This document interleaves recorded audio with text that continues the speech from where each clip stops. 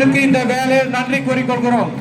இந்த குப்பை போடுவதை நாம் குறைத்துக் கொள்வோம், முடிந்தால் நிறுத்திக் கொள்வோம் என்று கேட்டுக்கொண்டு இந்த ஆலயத்துக்கு இந்த வருடம் மாநில அரசாங்கத்தின் சார்பில் இன்னும் ஒரு லட்சம் ரிங்கிட் மானியமாக வழங்கப்படும்.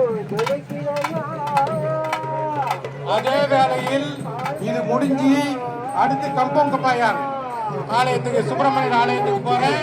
அந்த ஆலயத்துக்கும் இந்த வருடம் 1 லட்சம் ரிங்கிட் வழங்கப்படும். மூன்றாவது பீடோ தகான் தோட்ட சுப்பிரமணியர் ஆலயத்துக்கு 2 மணிக்கு அங்கு செல்வேன். அந்த ஆலயத்துக்கு, தோட்டப்புற ஆலயத்துக்கு 25,000 ரிங்கிட் மானியம் வழங்கப்படும்.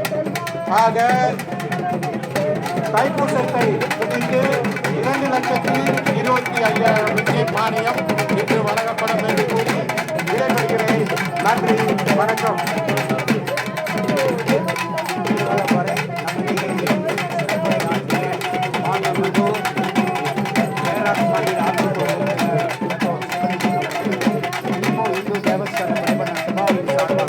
எங்களுடைய நன்றி கலந்த வழக்கத்தை தெரிவித்துக் கொள்கின்றோம். இந்த நிகழ்விலே அன்னவர் கூறிய 1 லட்சம் வெள்ளி இப்போ இந்து தேவஸ்தான பரிபால சபாவுக்கு வழங்குவதாக வாக்குறுதி அளித்திருக்கிறார்.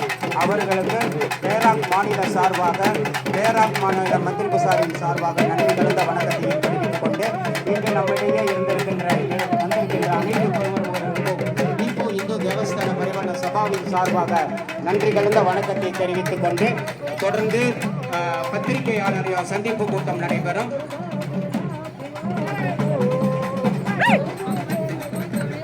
பத்திரிகை கூட்ட சந்திப்பு நடைபெறும். அதற்கு பிறகு நம்ம